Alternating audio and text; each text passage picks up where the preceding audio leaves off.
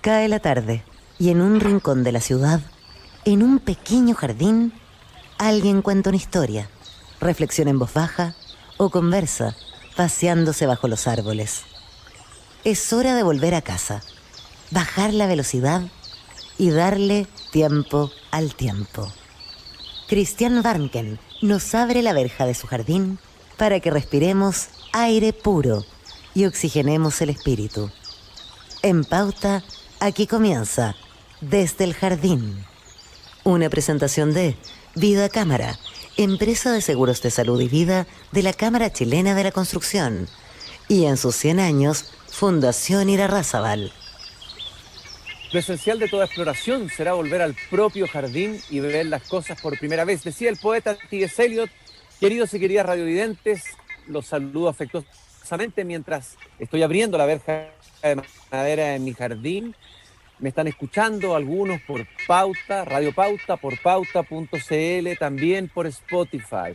Hoy día es lunes 22 de noviembre y llegan a este pequeño jardín atrincherado en un contrafuerte cordillerano del ese otro jardín más grande que es el país, que es Chile. Todavía se siguen analizando, hay algunos que están en shock, hay otros que celebran, hay algunos que hablan de fin de un ciclo, otros que esto es el contraestallido. Hay muchas interpretaciones posibles, como siempre, en una elección de segunda vuelta que probablemente será, como dijo Pepe Out, aquí infartante.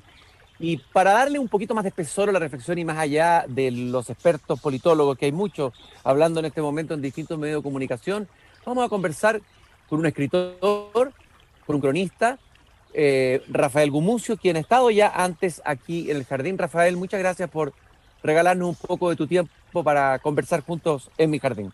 Gracias, es un honor estar aquí en tu jardín. Está bonito. Está linda la Sí, primavera, sí. y se escuchan los pájaros, es bonito. Sí. Pero no vamos a hablar de pájaros ni vamos a hablar en pajarístico, como diría Juan Luis Martínez, sino que vamos a hablar de la política real rugosa. A ver, ¿cuál es tu mirada primera sobre este resultado? ¿Cuál es la línea primera de interpretación? Uno siempre busca una línea de flotación o de interpretación ante un resultado como este. Yo creo que tenemos un claro problema de lenguaje, digamos. Hay una cantidad de cosas que la élite cultural y política cree que son adquisiciones, que todo el mundo habla en ese lenguaje, digamos. En el lenguaje del feminismo, o del animalismo, o de la ecología. Y hay otro, y pareciera haber una cierta mayoría o cierto grupo que no hablan ese lenguaje y que agradece a Casti, a Parisi, no hablar en ese lenguaje. Entonces, creo que hay un consenso cultural que está roto. Yo lo vi para mí claramente en el foro de la Chile, donde fue un foro muy agradable porque no estaba ni Parisi ni Cast. Se habló de medio ambiente, se habló de ciencia, se habló de arte, se habló de cultura. Para mí fue el debate más agradable, el que más me dio esperanza, porque dije, estamos hablando con gente que tiene preocupaciones y visiones del mundo parecidas a las de uno. Pero claro, pero también era un engaño. Oye, ese divorcio que tú hablas entre una élite académica o más intelectual o más progresista, tal vez más urbana, también se dio en Estados Unidos. Es decir, el triunfo de Trump tiene que ver con eso, es decir, la rebelión silenciosa de un Estados Unidos profundo y la asfixia, curiosamente, frente al predominio de este lenguaje progresista de la costa norteamericana. O sea, ¿hay algo análogo en este proceso? Sí, con un ingrediente que yo creo que es esencial, que son las redes sociales. Y el ritmo que ellas tienen y la forma que ellas adquieren, digamos. Tuvimos un candidato, Parisi, que no estuvo en Chile en toda la campaña, que no hizo ni un puerta a puerta, que no hizo ni un acto de campaña, que no hizo nada de lo que propiamente se llama una campaña electoral, que además fue posponiendo su viaje por motivos cada vez más rocambolescos y cómicos. Bueno, ese candidato tuvo una votación mayor que la candidata de la centroizquierda histórica, que es parte de un conglomerado que ha gobernado este país durante 30 años. Entonces, también son formas de aproximación al lenguaje y a la vida que son completamente distintas, digamos. O sea, tú puedes hacer una campaña absolutamente telemática. El anticipo tal vez de Byung-Chul Han en su último libro habla de no cosa, es decir, que el mundo de la información va a reemplazar el mundo de las cosas, el mundo real, el mundo físico. ¿Esto anticipa una especie de no política o de una nueva política que va a ser distinta a la política que fue concebida desde Aristóteles en adelante? Sí, yo creo que es una... Sí. El Salvador tiene un presidente, Bukele, que es un presidente que reemplazó la moneda de El Salvador por el Bitcoin, y que es un presidente totalmente electrónico, bastante dictatorial y bastante cruel, pero al mismo tiempo New Age ya es un hecho. Rafael, al mismo tiempo, desde la columna de Eugenio Tironi, que habló de que de alguna manera venía una suerte de cambio de estado de ánimo en el país, él lo llamó el contraestallido. Hay algunos que piensan que el espíritu refundacional, a veces incluso casi religioso, en un cierto sentido, del octubrismo más radical, es el que acaba de sufrir una fuerte derrota, digamos, electoral, digamos, o un fuerte rechazo. Es decir, que más que un voto de derecha, este sería un voto de rechazo o de hastío por los efectos de ese octubrismo un poco sobregirado, que también se habría visto en la decepción, porque primero había esperanza, expectativa frente a lo que iba a ser la convención, y viene la decepción por una suerte de espectáculo que se monta ahí, por la disgregación de las identidades, por los delirios de eliminar la palabra república. Bueno, tú conoces todo eso, etcétera, etcétera, etcétera. ¿Estás de acuerdo que esto forma parte de ese fenómeno? Sí, no, es decir, creo que evidentemente el octubrismo, que es la interpretación de izquierda, yo llamo octubrismo, bueno, yo inventé la palabra, pero yo llamo octubrismo a la gente de mi generación, o aledaño a mi generación, que interpretó el estallido como una continuidad de la lucha contra la dictadura, de la lucha de la unidad popular, los que quisieron imprimirle a este movimiento una continuidad histórica con la izquierda tradicional chilena, digamos. Eso evidentemente no resultó, no fue cierto. Todos los candidatos moderaron su discurso. El discurso de Gabriel Boric hoy en día no tiene casi nada de octubrista. El discurso, por supuesto, de la Llana también no tenía nada, y el discurso de Kast es un discurso, por supuesto, anti-octubrista. Ahora, si uno piensa que octubre no fue una revolución social, política, que quería un mundo más justo, sino que fue una revolución de empleados y de consumidores hastiados, o de individuos que han sido llevados a grado de locura por un sistema que no puede cuidar el equilibrio psíquico de las personas. Entonces uno podría decir que sí, el octubrismo ganó esta elección, digamos. O sea, para mí, Parisi y sus adláteres son la primera línea. Evidentemente no sé si estuvieron o no en la primera línea, pero el ímpetu, la gana, el individualismo, la sensación de que soy un individuo único, estoy en contra de un mundo que todos quieren destruirme, que yo soy el único que lo comprende, eso es parte del octubrismo. Eso no murió, eso resultó, digamos. Es perfectamente concebible que una persona que ya está en la primera fila, a la primera línea, pueda haber votado por Kast. No es imposible, no sabemos, porque como andaban enmascarados, no tenemos ninguna señal de ello.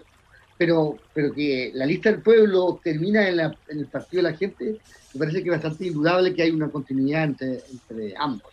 Y creo que sí, la centroizquierda cometió un error que le va a costar décadas, que fue el haber creído que este movimiento era su posibilidad, digamos, su caballo de Troya, y no lo era.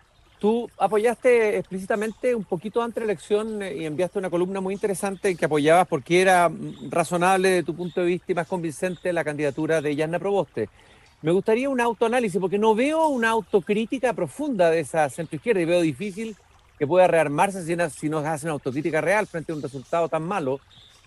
Yanna Proboste mostró dos caras. Todos dicen que en la primera etapa del debate más bien tendió a mimetizarse con la candidatura de Boric, y obviamente que la gente prefiere votar el original que votar la copia. Luego pareció centrarse, pero ya era demasiado tarde, no se sintió ocupando con comodidad lo que debería haber sido el espacio de esa centroizquierda, digamos, que podría ser una alternativa que incluso debiera haber recogido parte del voto hasta de Castro, de otros lados, la necesidad de cambios, pero en orden, en paz, etcétera, etcétera, etcétera.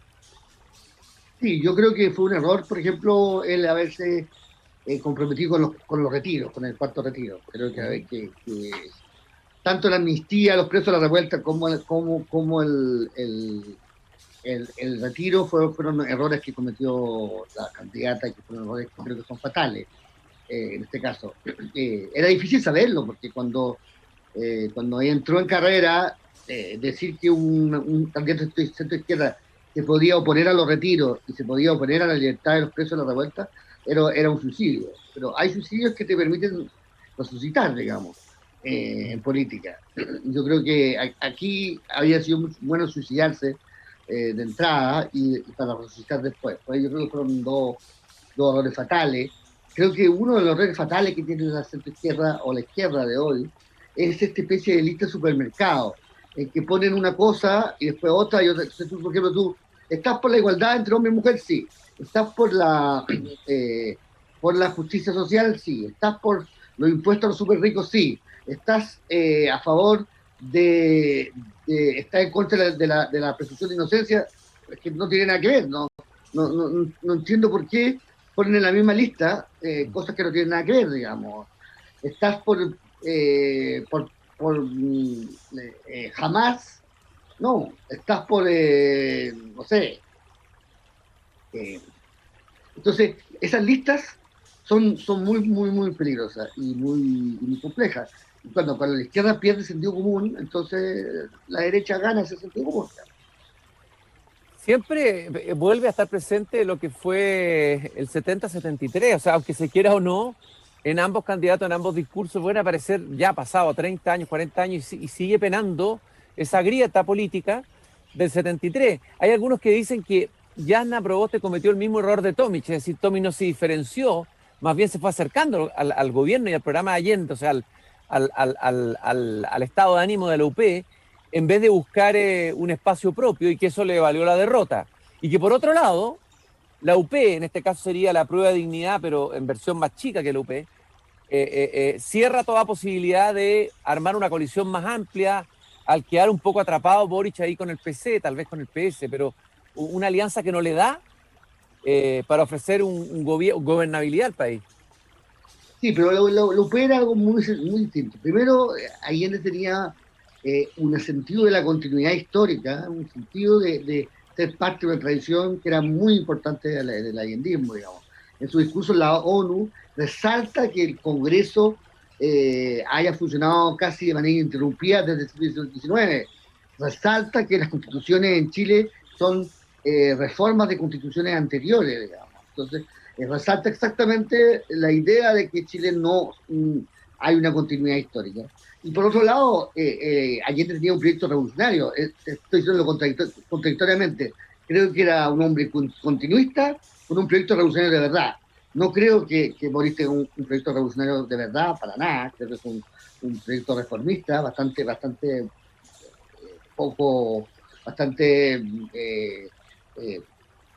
racional, normal, y entonces, pero sí busca una discontinuidad en el discurso, digamos. O sea, son discontinuos en el discurso, quieren romper con el Chile de antes, pero en realidad son bastante continuistas en todo lo que proponen, digamos. Es cierto que el programa de la Llana se parecía mucho al de Boric, pero no es porque la Llana la haya copiado a Boric, es que son los mismos programas que tiene la centroizquierda hace muchísimo tiempo, digamos. No hay una... entonces, ¿qué pretende Boric? Una mezcla entre un Estado social de derecho y en un país como Chile. Eso se llama México. Sí, se llama burocracia mexicana. En México tienen una sociedad de derechos fundamentales a la europea, pero que funciona a la mexicana. Pero sin embargo, muchos han dicho, incluso economistas de izquierda respetables, que el programa económico de Boric es un programa, digamos, que puede producir inestabilidad y que no refleja un poco el pensamiento económico, la tradición económica de unos ciertos economistas de izquierda, incluso que estuvieron en la concertación, que apostaban por la estabilidad, por un cierto orden de la finanza, de la economía, e incluso consideran que el crecimiento no es la prioridad, como lo dijo el jefe de la campaña de Boric. O sea, ahí hay esas cosas del programa de Boric, digamos, no sé qué te parecen a ti. Yo creo que eso es lo primero que va a cambiar. No, no consigo que Boric era alguien inteligente, sensato, y que lo primero que va a buscar son, ¿cómo se llama?, economistas más neoclásicos, digamos. Pero también es la idea de que la economía es una ciencia exacta. No, es una teoría económica, digamos. Las teorías económicas de Boric son más socialdemócratas, pero tampoco son de extremo. Las de Kast son mucho más extremistas, son mucho más experimentales, digamos, son mucho más irrealistas. Sin embargo, se despierta un temor importante en un sector de la población. Ahí hay como un temor instintivo de la inestabilidad. Tal vez hay un sobregiro en el lenguaje o en el discurso. No sé cómo analizas tú, por ejemplo, el discurso de Boric. Si tú lo comparas con el de Kast, Boric aparece, no sé si lo viste, con un escenario atrás, como de teatro, digamos, levanta el puño y dice compañeras y compañeros.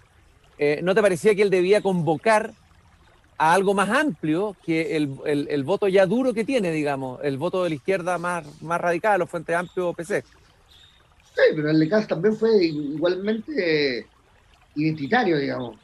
Es el problema que tenemos ahora en Chile, que nuestros dos candidatos son dos candidatos identitarios. Y siempre es muy malo para Chile tener candidatos identitarios. Pero creo que lo que yo he visto en la campaña de Boric es una campaña bastante moderada, porque Boric no es para nada. Ahora, el problema que tuvo de Polo es que sinceró algo que es inevitable. Evidentemente, si tú querías hacer transformaciones en Chile, va a tener inestabilidades.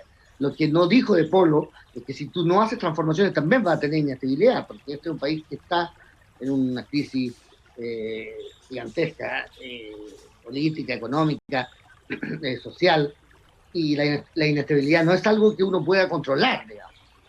Va a suceder de todas maneras. ¿Cuál es?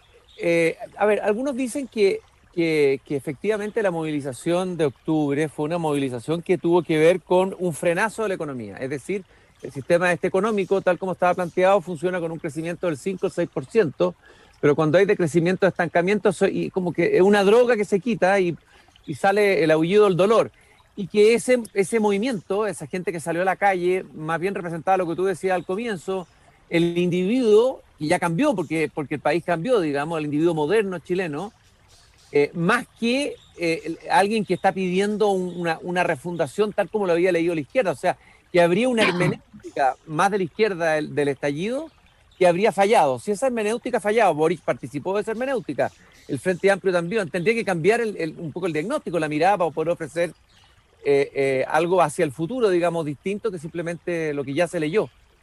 Bueno, es un movimiento tan amplio, tan complejo, tan distinto, que las distintas interpretaciones todas son reales, digamos. O sea, había gente que quería transformaciones profundas, había gente que quería reformas profundas, y de hecho el apruebo triunfó. Así que no se podría decir que no hay ese movimiento. Lo que quiero decir es que lo que pasó en octubre fue una rebelión contra un destacamiento no solamente económico. Llevamos 20 años con dos presidentes que ninguno de los dos ha sido muy buen gobernante, digamos. Piñera ha sido un muy mal gobernante y la Bachelet una gobernante bastante mediocre. Tenemos 20 años de los mismos gobernantes, no tenemos, desde el punto de vista productivo, hace mucho tiempo que no producimos nada nuevo, digamos, seguimos vendiendo los mismos vinos y el mismo cobre.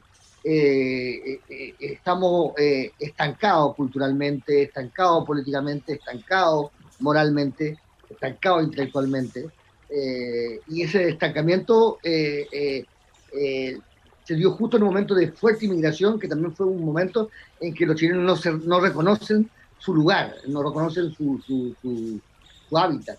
Entonces surgió esto, digamos, este estallido, que ha surgido en todas partes del mundo, Lo complejo es que en otras partes del mundo esto dura un rato, se apaga el fuego, y en el caso de Chile esto se prolongó de una manera absolutamente deficiente, porque no hubo ninguna institución que controlase el país. Ni la policía, ni la Fuerza Armada, ni la religión, ni los intelectuales, digamos, ni nadie controló nada.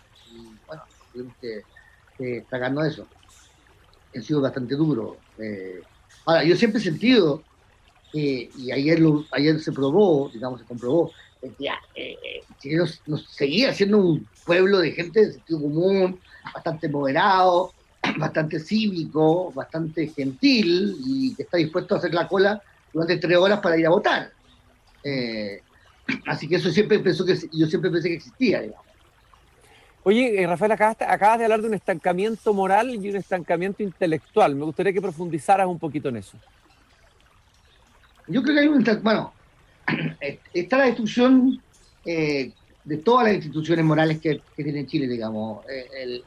La iglesia, el carabinero, el ejército, la política, todo se ha destruido. Realmente la cultura no tanto, no se ha destruido, pero también se ha ido estancando, también los nombres de los escritores chilenos o de los pintores chilenos son los mismos también hace 20 años, digamos. Están todos más o menos, a veces surge alguien nuevo, pero luego dura poco. Y hay un estancamiento, sí, hay un estancamiento de pensar. Entonces prevaleció esta idea de que Chile es un país de mierda, que este es un país culiado, que este es un país que no vale nada, que no entrega nada, que es un país realmente... Claro, yo creo que habernos puesto en la lista de la OCDE fue fatal, o sea, eso fue fatal. Y las becas Chile también fueron fatales, o sea, fueron fatales estas dos cosas, porque hay toda una élite intelectual chilena que ha vivido en Londres, que ha vivido en Estados Unidos, que ha estado en universidades norteamericanas o anglosajonas, educándose en lo malo que está Chile y en lo tonto que es Chile y en lo racista y clasista y homofóbico que es Chile. Y además estas listas del OCDE nos han hecho siempre sentir que estamos muy mal, que somos el peor país del mundo, estamos muy... Hay un momento en que le pasa a todas las personas que somos gordos, digamos, que podemos dejar de comer, podemos dejar de tomar agua durante semanas. Hay un día en que ya me doy el patache nomás y se acabó. Y si no te gusta que soy gordo, te jodiste, ¿no? ¿Me entendés? Pero yo creo que sí, estas listas nos hicieron muy mal. Esta idea de que estábamos a 10 años del desarrollo fue muy, muy terrible, sobre todo porque la vida práctica de los chilenos es muy precaria. A veces la izquierda tiende a olvidar que en Chile hay una derecha, es decir, Max Colodoro sostiene la tesis de que en el fondo se ha invisibilizado, esa derecha desaparece en los resultados electorales y de repente en momentos críticos vuelve a irrumpir un voto de derecha. Pasó con la sorpresa de Lavín frente a Lago, pasó con la votación que tuvo Pinochet en el plebiscito, que fue bastante alta, y ha pasado otras veces. Podríamos estar ante ese fenómeno, esa pasión por el orden que viene desde, que es muy atávica en Chile y que la derecha a veces toma el clivaje de Kast fue orden, caos, etcétera. O sea, hay una derecha profunda, quiero decir, que a lo mejor no hay presión en su clase política y que vuelve como a despertar. ¿Qué piensas tú de eso? No, por supuesto que hay una derecha fuerte y además hay un sentido común de derecha, que es más fuerte aún. Todo lo que pasó con los retiros es una prueba de que el sentido común de la derecha es el que gobierna el país, digamos. Y que en el fondo Chile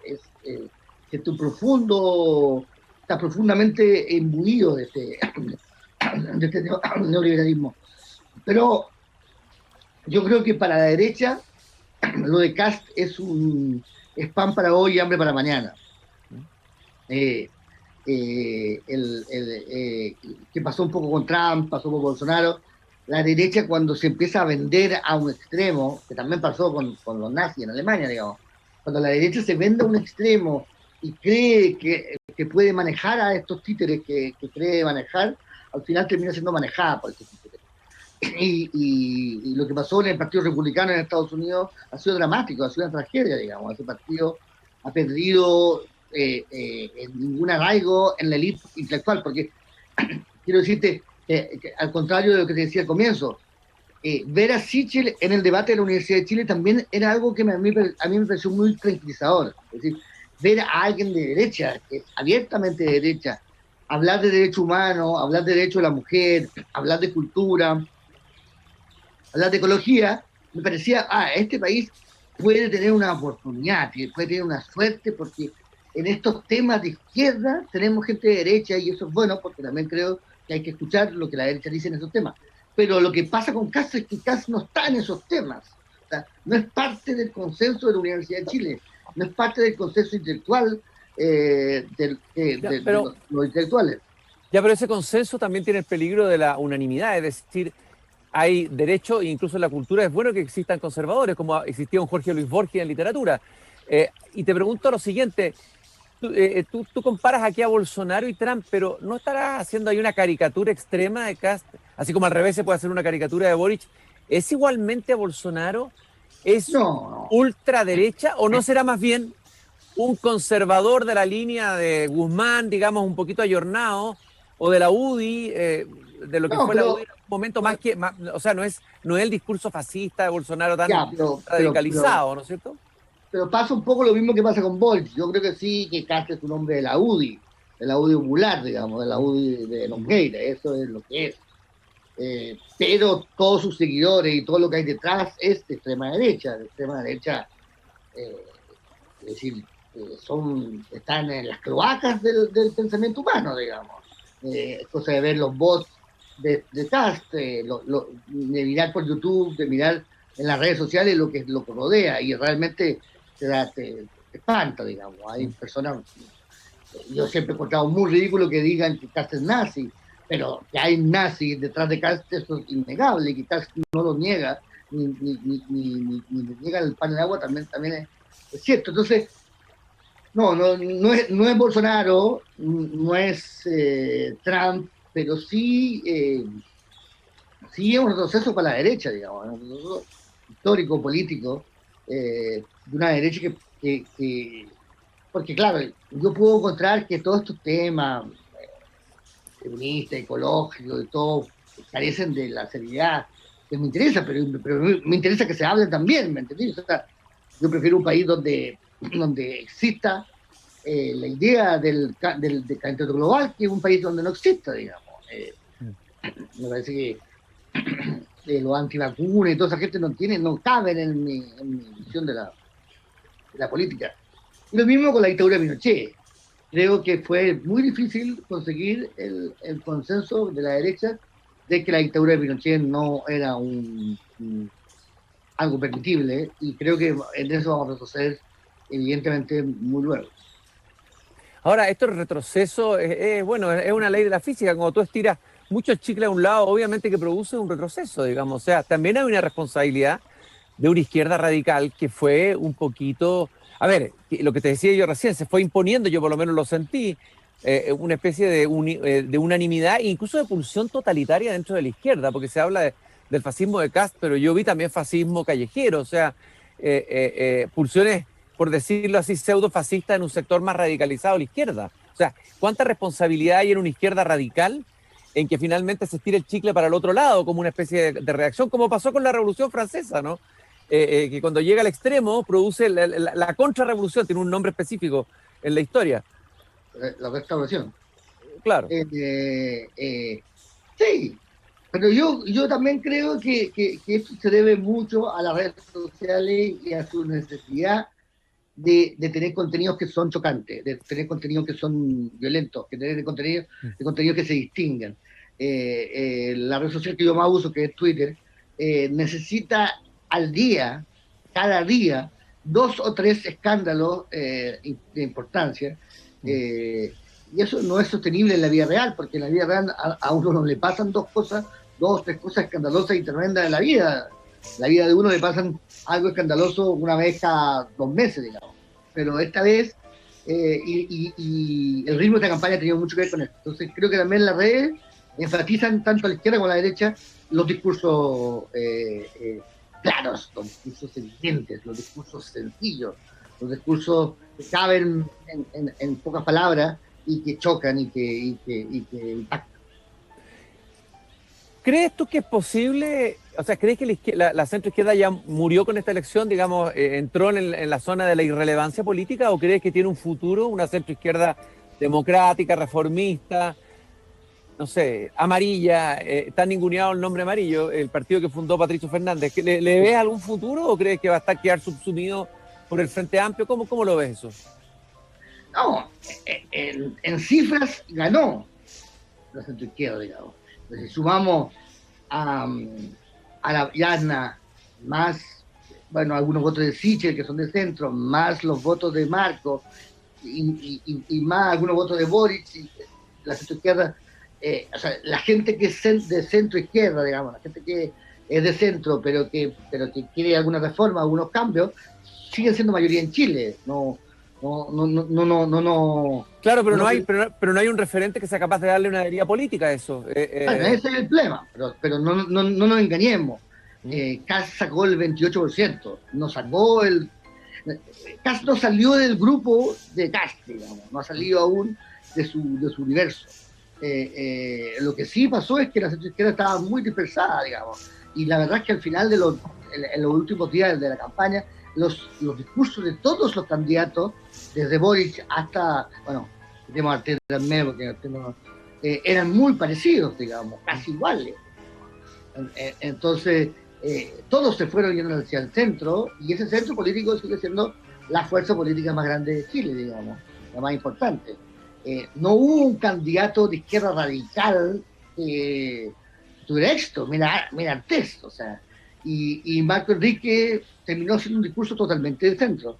Entonces, yo creo que la centroizquierda todavía tiene el poder, pero hay un problema de lenguaje que creo que es esencial, que es el discurso de la centroizquierda o el discurso del mundo político o de la élite política no alcanza a llegar a la gente y la gente no lo entiende, o más bien entiende que no quiere entenderlo y se siente muy distante a él.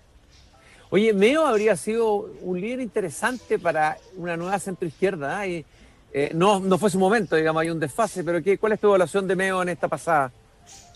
No, creo que Meo es un hombre de un talento político y una capacidad de seducción infinita. Creo que tiene un problema gravísimo, es que no le gusta hacer política dentro de los partidos, con los partidos, o no le gusta crear instituciones, digamos, le cuesta mucho estar con otros, digamos, y en igual condiciones. Creo que eso es lo que lo distancia de la gloria, digamos, que podría perfectamente alcanzar, si no fuese por eso. Me imagino que vas a votar explícitamente por Gabriel Boric, a la luz de todo lo que has dicho, pero es una entrega incondicional un poco, o crees que la centroizquierda debiera negociar algo, digamos, aquellos que son de centroizquierda, o simplemente apoyar, es decir, entregar el apoyo incondicional? Yo creo que yo voy a entregar mi apoyo incondicional. Siempre he tenido además mucha simpatía por Gabriel y siempre he creído en sus buenas intenciones y yo creo que no creo que tenga diferencias políticas con Gabriel realmente fuertes. Diría que para mí era más difícil hablar con Yanda que con Gabriel. Ahora, la centroizquierda puede negociar muy poco, porque no tiene nada que negociar, pero sí es evidente que la desconexión con la necesidad de seguridad, de certeza, de tranquilidad que los chilenos demostraron en esta elección, va a hacer que Gabriel va a tener que cambiar de discurso, digamos, de acercar su discurso hacia las preocupaciones de los chilenos muy corrientes, digamos. Y bueno, yo creo que va a ser bueno para todo eso. Rafael, te quiero agradecer estos minutos que tuvimos de conversación, esta media hora que conversamos paseándonos por mi jardín. Te mando un abrazo, gracias por haber estado con nosotros esta tarde. Vamos a tener que cortar la maleza, eso sí, porque está... Sí, no, pero a mí me gustan los jardines desordenados, ¿eh? No me gustan los jardines versallescos, los jardines más primitivos, más salvajes, ¿eh? Ya, Gabriel, un abrazo. Ya, chao. Chao, chao. Es hora de cerrar la verja de madera del jardín. Pero Christian Warnken la volverá a abrir todos los días de lunes a viernes a las 20 horas en Radio Pauta, cuando comience de nuevo desde el jardín. Una presentación de Vida Cámara, empresa de seguros de salud y vida de la Cámara Chilena de la Construcción. Y en sus 100 años, Fundación Irarrázaval.